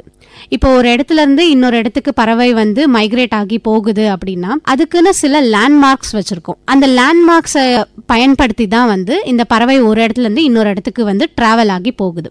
இப்போ அந்த லேண்ட்மார்க்ஸ் என்னென்ன அப்படின்னு பாத்தீங்கன்னா சன், மூன், ஸ்டார்ஸ், இது எல்லாத்தையுமே வந்து லேண்ட்மார்க்ஸா வச்சுக்குது. சில பறவைகள் என்ன பண்ணும் அப்படின்னா சில பில்டிங்ஸ் இல்ல சில ட்ரீஸ், ஸோ அது எல்லாத்தையுமே வந்து லேண்ட்மார்க்ஸா வச்சிருக்கோம். இந்த மாதிரி லேண்ட்மார்க்ஸை தான் வந்து சில பறவைகள் வந்து இப்போ நீர் பறவைகள் எல்லாம் பாத்தீங்கன்னா அது வந்து ஒரு நீர்நிலையில இருந்து இன்னொரு நீர்நிலைக்கு தான் அது போகணும். அப்ப அந்த மாதிரி எல்லாம் இருக்கக்கூடிய பறவைகள் என்ன பண்ணும்னா அதோட வழித்தடத்துல ஏதாவது ஒரு குட்டி குட்டி நீர்நிலைகள் இருக்கும். அந்த நீர்நிலைகளை வந்து லேண்ட்மார்க்ஸா வந்து அது வச்சுக்கும். அது ஒரு தடவையும் அந்த சைடு போகும்போது இத்தனை நீர்நிலைகளை நம்ம தாண்டினாதான் நம்மளோட டெஸ்டினேஷன் அப்படின்னு சொல்லக்கூடிய நம்மளோட இடம் வந்து வந்துருச்சு அப்படிங்கிறதுக்கான ஒரு ரூட் வந்து அதுக்கு தெரிய வரும். அந்த டைம்ல அதை என்ன பண்ணும் அப்படின்னா அந்த இடத்துல போயிட்டு சேர்ந்துரும். இந்த மாதிரி தான் நிறைய பறவைகள் வந்து நிறைய வழித்தடத்துல நிறைய லேண்ட்மார்க்ஸ் வச்சுதான் இப்போ நீங்க சொல்ற மாதிரி ஒரு கண்ட்ரில இருந்தோ இல்ல ஒரு கான்டினென்ட்ல இருந்தோ அந்த பேர்ட்ஸ் வந்து மைக்ரேட் ஆகி வருது. மேடம், இப்போ மனுஷனோட கண்ணுக்கு வந்து ஸ்டார்ஸ் தெரியுது, நட்சத்திரம் தெரியுது. பறவையோட கண்ணுக்கு நட்சத்திரம் தெரியுமா? கண்டிப்பா.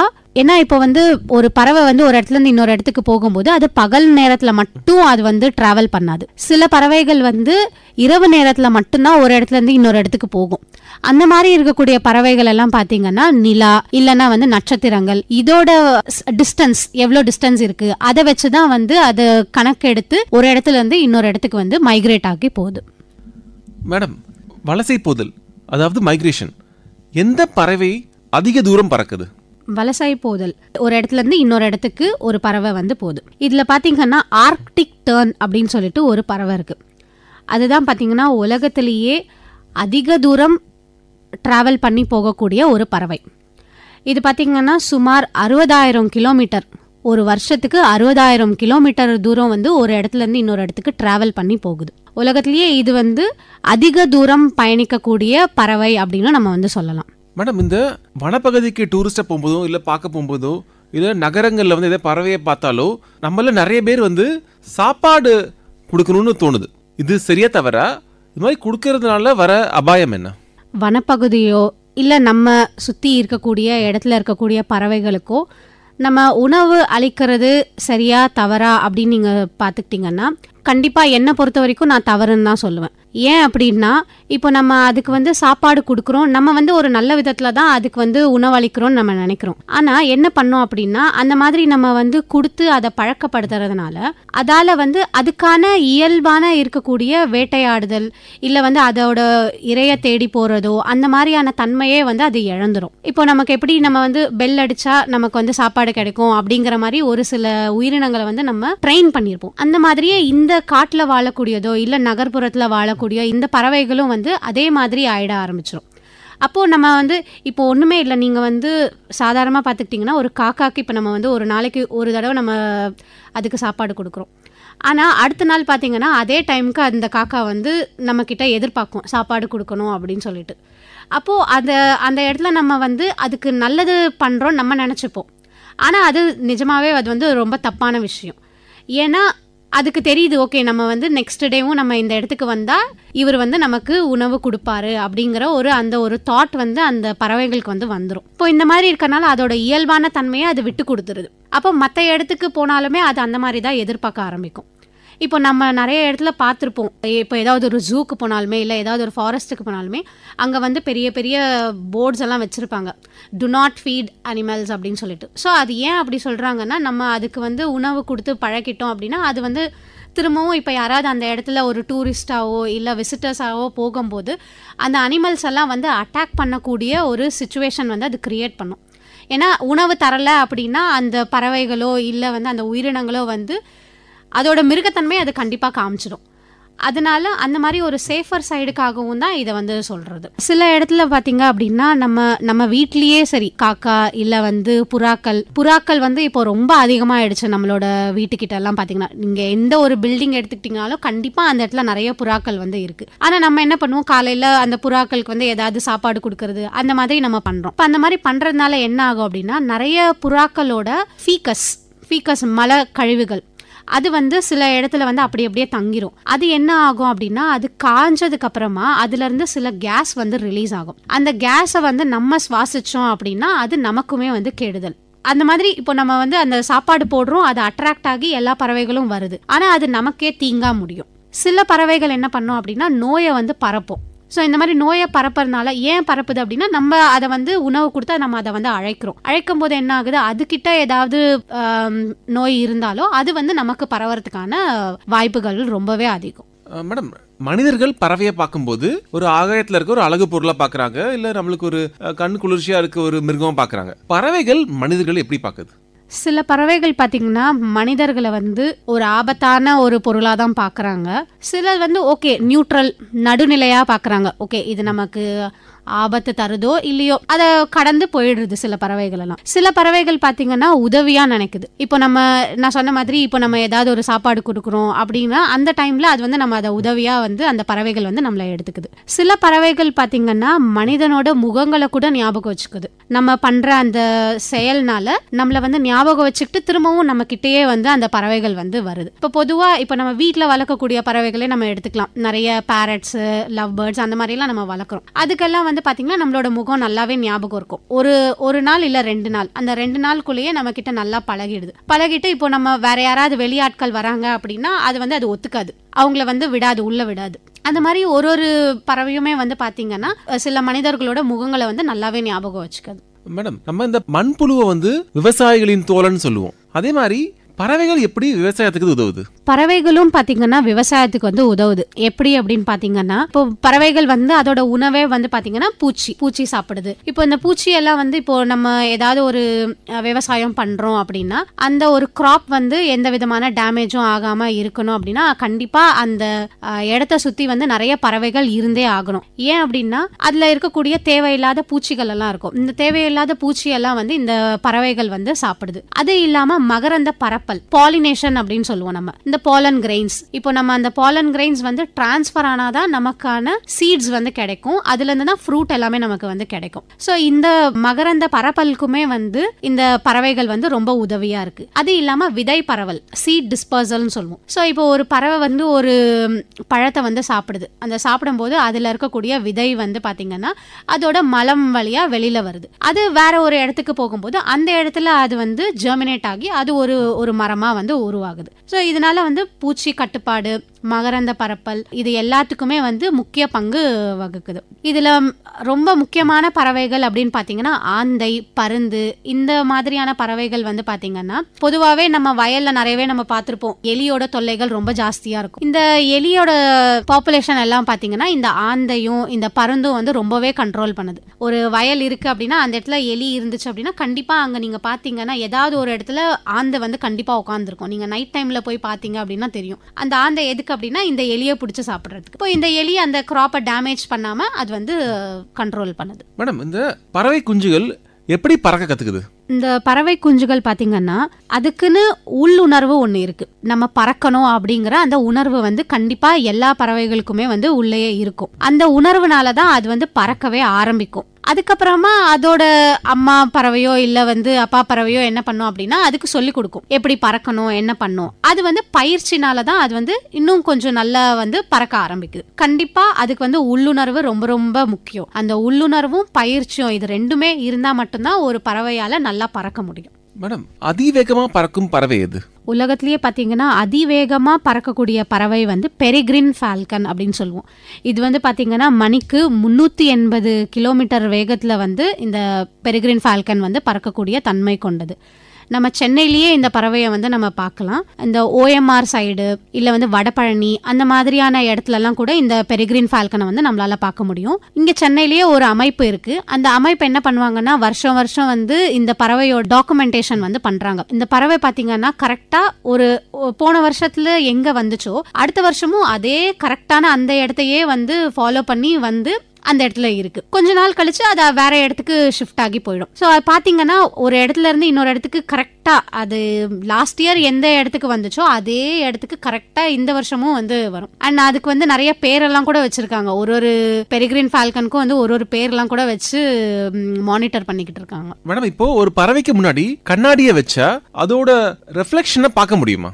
கண்டிப்பா பார்க்க முடியும். இதுல என்ன அப்படின்னா நிறைய பறவைகளால அது தான் அப்படிங்கறத ஒத்துக்க முடியாது. சில பறவைகள் எல்லாம் இப்போ நம்ம போய் நம்ம கண்ணாடி முன்னாடி நின்று பார்த்தோம் அப்படின்னா நம்ம தான் அப்படின்னு நமக்கு தெரியுது. ஆனா பறவைகளால அந்த மாதிரி வந்து தன்னைத்தானே ரெகக்னைஸ் பண்ணிக்க முடியாது, தெரியாது. ஓ இது வேற ஏதோ ஒரு பறவை அப்படின்னு சொல்லிட்டு என்ன பண்ணும் அப்படின்னா அதை வந்து கொத்த ஆரம்பிச்சிடும். ஆனா சில பறவைகள் வந்து ரொம்ப அறிவான பறவைகள் சிலதெல்லாம் இருக்கு. அதுல ஒண்ணு பாத்தீங்கன்னா மேக்பை ராபின் அப்படின்னு சொல்லிட்டு ஒரு பறவை இருக்கு. இது நம்ம பொதுவா நம்ம சென்னையிலுமே அந்த பறவையை வந்து நம்ம பார்க்கலாம். காலையில எழுந்த உடனே முதல்ல நம்ம அந்த பறவையோட குரலை தான் வந்து நம்ம கேட்போம். இந்த பறவைக்கு முன்னாடி இது வந்து என்னன்னா ஒரு ஆராய்ச்சியே பண்ணாங்க, மிரர் டெஸ்ட் அப்படின்னு சொல்லிட்டு. ஸோ ஒரு பேர்டையும் வந்து செலக்ட் பண்ணி அதுக்கு முன்னாடி ஒரு மிரரை வந்து வச்சிருவாங்க, கண்ணாடியை வந்து வச்சிருவாங்க. அது தன்னைத்தானே பார்த்துட்டு அது எப்படி வந்து அதை ரியலைஸ் பண்ணுது அப்படின்னு சொல்லி. நிறைய பறவை வந்து இது வேற ஏதோ ஒரு பறவை, ஏதோ ஒரு உயிரினம் அப்படின்னு சொல்லிட்டு பயந்து போயிடுச்சு. சிலது வந்து சண்டை போட ஆரம்பிச்சது. ஆனா இந்த பறவை மட்டும் மேக்பை ராபின் மட்டும் என்ன பண்ணுச்சுன்னா ஓகே இது நான் தான் அப்படிங்கிறது அதை வந்து ரெகக்னைஸ் பண்ணுச்சு.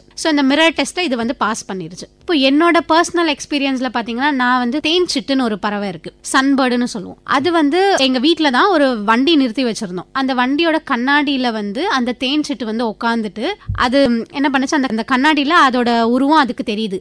ஆனா அது வேற ஏதோ ஒரு பறவைன்னு நினைச்சுக்கிட்டு அந்த கண்ணாடியை வந்து ரொம்ப நேரமா கொத்திட்டு இருந்துச்சு. நம்ம அதை வந்து அட்டாக் பண்ணணும், அதை வந்து துரத்திடணும் அப்படின்னு சொல்லிட்டு அந்த மிரரை வச்சு அது ரொம்ப நேரமா விளையாடிட்டு இருந்துச்சு. பிளஸ் அதுக்கு கோவமும் வருது, அது நான் இல்ல வேற யாரோ இதுல இருக்காங்க அப்படின்னு அதை வந்து அடிச்சு அதை துரத்த பார்த்துட்டு இருந்துச்சு. மேடம், ஏன் சில பறவைகள் ஒரு கால நிக்குது, 2 கால் இருந்தோம்? நிறைய நீர் பறவைகள், தண்ணியில வாழக்கூடிய அந்த பறவைகள் எல்லாம் பாத்தீங்கன்னா எப்பவுமே சொல்ல முடியாது, ஒரு சில நேரத்துல வந்து ஒத்த காலோட தான் நிக்கும். அது ஏன் அப்படின்னு பாத்தீங்கன்னா அதுக்கு ஒரு காரணம் இருக்கு. என்ன அப்படின்னா அதோட உடல் வெப்பத்தை வந்து கட்டுப்படுத்துறதுக்கு. இப்போ எனர்ஜி லாஸ் ஆகாம, எனர்ஜி வந்து வெளியில போக கூடாது. சோ எனர்ஜி வெளியில போச்சு அப்படின்னா கண்டிப்பா அந்த இடத்துல வந்து வெப்பம் வந்து வெளியில போகும். அந்த வெப்பம் வெளியில போகாம இருக்கிறதுக்காக அது என்ன பண்ணும் அப்படின்னா ஒரு காலை வந்து அதோட இறகுகளுக்குள்ள வச்சுக்கிட்டு ஒரு காலோட தான் வந்து அது நிற்கும். அப்போ அந்த இடத்துல என்ன ஆகும்னா அந்த ஒரு கால்ல இருந்து போகக்கூடிய எனர்ஜியை வந்து அது வந்து தடுத்துரும். ஒரு காலில் மட்டும்தான் அது வந்து நிற்கும். அப்போ அந்த ஒரு காலில் மட்டும்தான் வந்து எனர்ஜி லாஸ் வந்து ஆகுது. இதுதான் வந்து காரணம். கொக்கோ சரி இல்லை வேற ஏதாவது நீர் பறவைகள் வந்து ஒத்த காலோட நிக்கிறதுக்கான காரணம் இது. அண்ட் இன்னொன்னு என்ன அப்படின்னா கால்களோட மசில்ஸ், சதைகள், ஸோ அதை வந்து சில டைம்ல ரிலாக்ஸ் பண்றதுக்கு கூட அந்த பறவைகள் என்ன பண்ணும் அப்படின்னா ஒத்த காலில் வந்து நிற்கும். மேடம், சில பறவைகள் பாத்தீங்கன்னா மனித மொழிய நகலடிக்கும், இன்னும் மற்ற பறவைகளையும் நகலடிக்கும். இது எப்படி பண்ணுது, எதனால? சில பறவைகள் பாத்தீங்கன்னா ஹியூமனை வந்து மிமிக் பண்ணும், மிமிக் அப்படின்னு சொல்லுவோம். ஸோ அதை தான் வந்து நகல் எடுக்கிறது அப்படின்னா. இப்போ மோஸ்ட்லி நம்ம வீட்டில் வளர்க்கக்கூடியது வந்து என்னன்னா பேரட் எல்லாம் நம்ம வளர்ப்போம். இந்த பேரட் எல்லாம் வந்து நம்ம பேசுறத வந்து அது கவனிச்சு அதுவுமே நம்ம பேசுற மாதிரியே திரும்பவும் பேசும். இதுதான் வந்து மிமிக் பண்றது. இதுல ரொம்ப சிறந்த பறவை எது அப்படின்னு பாத்தீங்கன்னா ஆப்பிரிக்கன் கிரே பேரட். இந்த பேரட் என்ன பண்ணும் அப்படின்னா நூற்றுக்கணக்கான வார்த்தைகளை வந்து இப்போ நம்ம எப்படி பேசுறோமோ அதே மாதிரி அதுவுமே வந்து பேசும். அந்த மாதிரியான ஒரு தனித்துவம் வந்து அந்த கிரே பேரட் கிட்ட வந்து நம்ம பார்க்கலாம். அப்புறம் நீங்க இன்னொன்னு கேட்டீங்க, மற்ற பறவைகளையும் வந்து நகல் எடுக்குமா அப்படின்னு. ஒரு பறவை இருக்கு, ராக்கெட் டெயில் ட்ராங்கோ அப்படின்னு சொல்லிட்டு. இந்த பறவை என்ன பண்ணும் அப்படின்னா மற்ற பறவைகள் பொதுவா அந்த வெரைட்டி மட்டும் இல்ல, ட்ராங்கோன்னு எடுத்துக்கிட்டீங்கன்னாவே அந்த ட்ராங்கோ ஸ்பீஷிஸ் எல்லாமே வந்து மிமிக் பண்ணும், மற்ற பேர்ட்ஸ் மாதிரி மிமிக் பண்ணும். இது என்ன பண்ணும் அப்படின்னா இப்போ அதோட வாழ்விடத்துல என்னென்ன பேர்ட்ஸ் இருக்கோ அதோட கால்ஸ் எல்லாத்தையுமே இது வந்து மிமிக் பண்ணும். ஏன் அப்படின்னா அந்த பேர்டை வந்து ஏமாத்துறதுக்கு, இந்த பேர்டை ஏமாத்துறதுக்கும் இந்த பேர்டு என்ன பண்ணும் அப்படின்னா மிமிக் பண்ண ஆரம்பிக்கும். இல்லைன்னா சில பேர்ட்ஸ் என்ன பண்ணும் அப்படின்னா அதுக்கான இரை கிடைச்ச உடனே மற்ற பறவைகளுக்கு வந்து அதை வந்து சொல்லணும். அப்போ சொல்லும் போது என்ன சொல்லணும்னா கண்டிப்பா அது வந்து பாட்டு பாடுறதோ இல்லை ஏதாவது ஒரு கால் வந்து கொடுக்கணும். அப்போ அந்த காலை இதை வந்து என்ன பண்ணும் அப்படின்னா கேட்டுக்கிட்டு அதை இதையும் ரிப்பீட் பண்ணும். ரிப்பீட் பண்ணும்போது ஒரு சில விதத்துல வந்து இது ஹெல்ப்ஃபுல்லாகவும் இருக்கும். சில டைம்ல என்ன பண்ணும் அப்படின்னா அதை வந்து இந்த மாதிரி மிமிக் பண்றதுனால சில டைம்ல ஏமாத்தவும் செய்யும் இந்த பேர்டு. அதுதான் இந்த ட்ராங்கோ அப்படிங்கிற இந்த ஒரு பறவையோட ஸ்பெஷாலிட்டி. மேடம், பறவைகளால மனுஷங்க பார்க்க முடியாத நிறங்களை பார்க்க முடியுமா? கண்டிப்பா பார்க்க முடியும். இப்போ நம்ம வந்து ஒரு இமேஜை நம்ம பார்க்கறோம் அப்படின்னா நமக்கு சில கலர்ஸ் மட்டும்தான் நம்மளால பார்க்க முடியும். அது ஏன் அப்படின்னா நம்மளால வந்து விசிபிள் லைட் அப்படின்னு ஒரு லைட் இருக்கு. ஸோ அந்த லைட்டை மட்டும்தான் நம்மளால யூஸ் பண்ணி நம்மளால பார்க்க முடியும். ஆனா பேர்ட்ஸை பொறுத்த வரைக்கும், பறவைகளை பொறுத்த வரைக்கும் அல்ட்ரா வயலட் ரேஸ், இந்த அல்ட்ரா வயலட் ரேஸையும் வந்து பார்க்க முடியும். அதனாலதான் மனிதர்கள் பார்க்க முடியாத நிறைய நிறங்களை வந்து பறவைகள் வந்து பார்க்க முடியுது. அதனாலதான் அதால வந்து ஈஸியா இரைய தேட முடியுது. இந்த மாதிரியான அல்ட்ரா வயலட் ரேஸ் அதால பார்க்க முடியும். அதனாலதான் அதால ஈஸியா வந்து ஒரு இடத்துல ஒரு இரை அதுக்கு இருக்கு அப்படின்னா அதால ஈஸியா வந்து கண்டுபிடிக்க முடியுது. பறவைகள் எப்படி நகர சூழலுக்கு தங்களை மாத்திக்குது? இப்போ நம்ம வந்து இருக்கிற இடம் அப்படின்னு பாத்தீங்கன்னா சிட்டி. கண்டிப்பா இப்போ நம்ம எப்படி வந்து ஒரு ஊர்ல இருந்து, கண்டிப்பா எனக்கு தெரிஞ்சு எல்லாருமே நம்ம கிராமத்துல இருந்து தான் இங்க வந்திருப்போம்.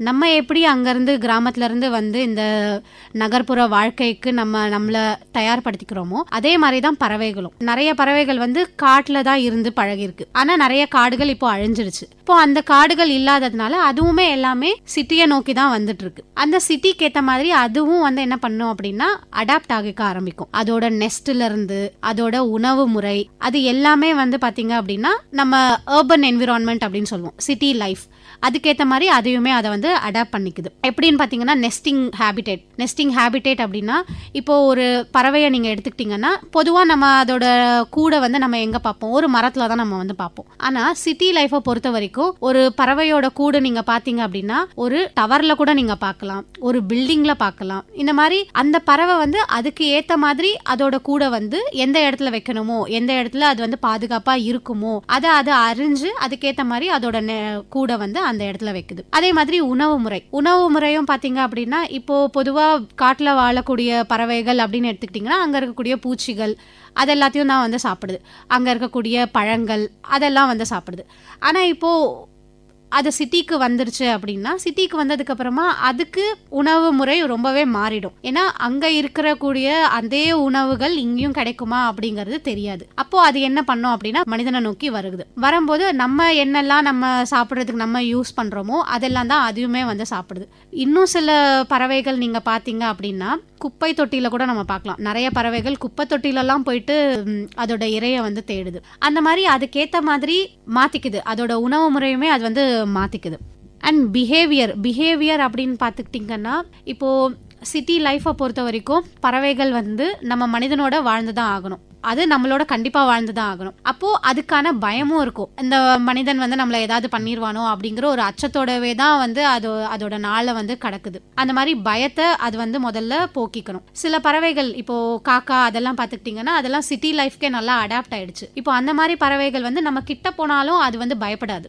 அந்த மாதிரி இப்போ நிறைய காட்டு பறவைகள் எல்லாம் வந்து இங்க வர ஆரம்பிச்சிருச்சு. அந்த பறவைகளும் நம்மளோட ஹியூமன் எக்ஸிஸ்டன்ஸ் சொல்லுவோம். ஸோ அது நம்ம இருந்தாலுமே அது வந்து அது பாட்டுக்கு அதோட வேலையை வந்து பார்த்துக்கிட்டே இருக்கும். அந்த மாதிரி ஒரு ஃப்ரெண்ட்லி பிஹேவியரை வந்து அதுவுமே காமிக்க ஆரம்பிச்சிருச்சு. இன்னொரு முக்கியமான ஒரு விஷயம் என்ன அப்படின்னு பார்த்துக்கிட்டீங்கன்னா காட்டுல இருக்கக்கூடிய பறவைகள் எல்லாம் பார்த்தீங்கன்னா நல்லாவே பாட்டு பாடக்கூடிய தன்மையா இருக்கும். அது ஒரு இடத்துல இருந்து இன்னொரு இடத்துக்கு அது வந்து கம்யூனிகேட் பண்ணணும், இல்ல அதோட ஆட்கள் வேற இடத்துல இருக்காங்க அதுக்கு கிட்ட பேசணும் அப்படின்னா கண்டிப்பா அது வந்து பாட்டு மூலமாவோ இல்ல ஏதோ ஒரு ஒலியை வந்து அதை எழுப்புது. இப்ப காட்டுல பொறுத்த வரைக்கும் எந்த ஒரு விதமான டிஸ்டர்பன்ஸ் வந்து அதுக்கு இருக்காது. ஈஸியா அது வந்து என்ன பண்ணும் அப்படின்னா ஒரு பேர்டு இன்னொரு பேர்டுக்கு கம்யூனிகேட் பண்ணும். ஆனா சிட்டி லைஃபை பொறுத்த வரைக்கும் பாத்தீங்க அப்படின்னா அவ்வளோ ஈஸியா அதால வந்து கம்யூனிகேட் பண்ண முடியாது. ஏன் அப்படின்னா நம்ம நகர்ப்புற வாழ்க்கையில பாத்தீங்கன்னா நம்ம நிறைய வண்டிங்கெல்லாம் போயிட்டு இருக்கு, வெஹிக்கல்ஸோட சவுண்ட் அதுக்கு அதிகமா இருக்கும். அந்த மாதிரி டைம்ல அதால வந்து ஒரு இடத்துல இருந்து இன்னொரு இடத்துக்கு அதை வந்து கம்யூனிகேட் பண்றது ரொம்பவே கஷ்டமா இருக்கும் சில பேர்ட்ஸ்க்கு. அதுலயுமே வந்து ஒரு ரிசர்ச் பண்ணிருக்காங்க. என்ன அப்படின்னு பாத்தீங்கன்னா ஏர்போர்ட்ல பாத்தீங்கன்னா ஏர்போர்ட்லயும் நிறைய பேர்ட்ஸ் வந்து இருக்கு. இப்போ அதெல்லாம் என்ன பண்ணுது அப்படின்னு பாத்தீங்கன்னா ஃபர்ஸ்ட் ஃபிளைட்டே வந்து 6 மணி அந்த மாதிரி தான் இருக்கும். இப்போ அதுக்கு முன்னாடியே இந்த பறவைகள் எல்லாம் கம்யூனிகேட் பண்ணணும் அப்படின்னா அந்த ஃபர்ஸ்ட் ஃபிளைட் வர்றதுக்கு முன்னாடியே வந்து கம்யூனிகேட் பண்ணிடுது. ஸோ அதுவுமே வந்து ஒரு டைமை வந்து கீப் அப் பண்ணுது. இப்போ ஃபாரஸ்ட்லன்னா அப்படி கிடையாது. ஸோ அது வந்து அதுக்கு எந்த டைம் வேணுமோ அந்த டைமுக்கு அது வந்து பாட்டு பாடுது, எப்போ வேணுமோ அது வந்து கால்ஸ் கொடுக்குது. ஆனால் இந்த மாதிரி நகர்ப்புற வாழ்க்கைக்கு அது வந்து அது தன்னைத்தானே மாற்றிக்கணும் அப்படின்னும் போது அதோட அது கோப்பப் பண்ணி தான் போகணும். இப்போ அந்த மாதிரி ஏர்போர்ட்டில் இந்த மாதிரியான சுச்சுவேஷன்ஸ் வந்து நம்ம பார்க்கலாம். அதே மாதிரி லாஸ்ட் ஃப்ளைட்டுக்கு அப்புறமா சில பேர்ட்ஸோட கால்ஸ் எல்லாம் ரெக்கார்ட் பண்ணியிருக்காங்க. இந்த மாதிரி நிறைய ரிசர்ச்சர்ஸ் வந்து பண்ணியிருக்காங்க எப்படி வந்து சில பறவைகள் வந்து மனிதனோட ஒரு எக்ஸிஸ்டன்ஸா இருக்கு அப்படின்னு சொல்லிட்டு நிறையவே பண்ணியிருக்காங்க. மேடம், சார்லஸ் டார்வின் வந்து இந்த பறவைகளை பார்த்து தான் எவல்யூஷனை கண்டுபிடிச்சாரா? கண்டிப்பா. சார்லஸ் டார்வின் அவர் தான் வந்து பாத்தீங்க அப்படின்னா ஃபாதர் ஆஃப் எவல்யூஷன் அப்படின்னே நம்ம வந்து சொல்றோம்.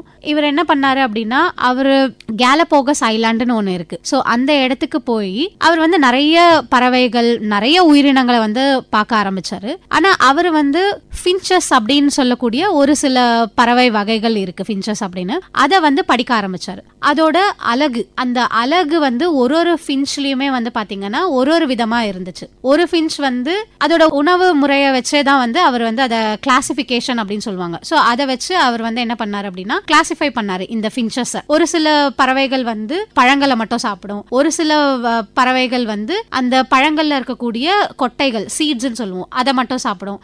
சில பறவைகள் வந்து நட்ஸ், இந்த மாதிரியான நிறைய உணவு முறைகள் வந்து இருக்கு. ஆனா இது எல்லாமே வந்து ஃபின்ச்சஸ் தான். ஸோ இதை வச்சுதான் அவர் வந்து எப்படி வந்து ஒரு பறவை எப்படி எவால்வ் ஆச்சு அப்படிங்கறத வந்து அழகா நமக்கு வந்து சொல்லியிருப்பாரு அவரோட புக்ல. மேடம், கிவி பறவைக்கு கண்ணு தெரியாதுன்னு சொல்லுவாங்களே, அது உண்மையா? இல்ல, உண்மை இல்ல.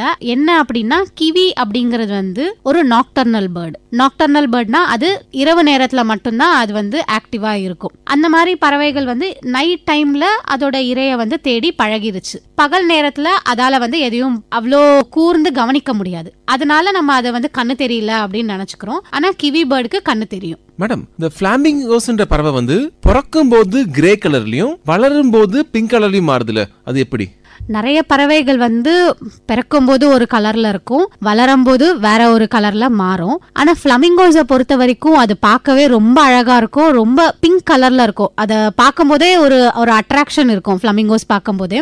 இது எதனால அப்படின்னு நீங்க கேட்டீங்கன்னா, ஆர்டிமிஸ் அப்படிங்கிற ஒரு பிளாங்டான் இருக்கு. அந்த ஆர்டிமிஸ் அப்படிங்கிற பிளாங்டானை இது சாப்பிடும் போது என்ன ஆகுது அப்படின்னா அது ஒரு பிக்மெண்ட்டை வந்து கொடுக்கும். அதனாலதான் இந்த பிளமிங்கோஸ் வந்து நம்ம பார்க்கும்போது அது பிங்க் கலர்ல நமக்கு வந்து தெரியுது. மேடம், பறவைகளை பற்றி மக்கள் என்ன தெரிஞ்சுக்கணும்னு நீங்க நினைக்கிறீங்க? பறவைகள் பாத்தீங்கன்னா இந்த உலகத்துல இருக்க எல்லா எக்கோசிஸ்டம்னா சூழலியல் சொல்லுவோம் நம்ம. அந்த எல்லா சூழலியலுக்குமே வந்து ரொம்ப முக்கியமான ஒரு உயிரினமா இருக்கு. நீங்க கடல் எடுத்துக்கிட்டாலோ இல்ல காடுன்னு எடுத்துக்கிட்டாலோ இல்ல நீர்நிலைகள் எல்லா இடத்துலயுமே நம்மளால வந்து பறவைகளை வந்து பார்க்க முடியுது. ஈவன் நம்ம சிட்டிலயுமே வந்து நம்ம நிறைய பறவைகளை வந்து நம்ம பார்த்துட்டு தான் இருக்கோம். அதனால பறவைகள் வந்து நம்ம ஒரு வாழ்க்கையில ஒரு அங்கமாவே அது வந்து இருக்கு. அது இல்லாம நம்ம கலாச்சாரத்திலயுமே வந்து பறவைகள் பத்தி நம்ம நிறையவே வந்து படிச்சிருக்கோம், நிறைய நம்ம வந்து தெரிஞ்சு வச்சிருக்கோம். அது மட்டும் இல்லாம பறவைகள் வந்து பாத்தீங்கன்னா காலநிலை தன்மைக்குமே வந்து ரொம்ப ரொம்ப முக்கியமானது. அதனால கண்டிப்பா நம்ம இந்த பறவைகளை வந்து அதோட வாழ்விடத்திலேயே வந்து நம்ம அதை வந்து பாதுகாக்கணும். அதுதான் ரொம்ப ரொம்ப முக்கியமான ஒரு விஷயமே.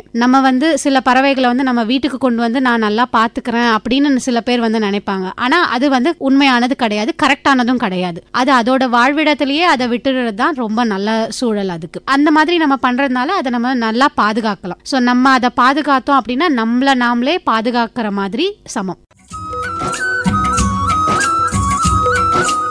இதுவரை பறவைகளின் வாழ்க்கை குறித்து பறவைகள் ஆராய்ச்சியாளர் என் ரம்யா ஸ்ரீ அவர்களுடனான நேர்முகம் கேட்டீர்கள்.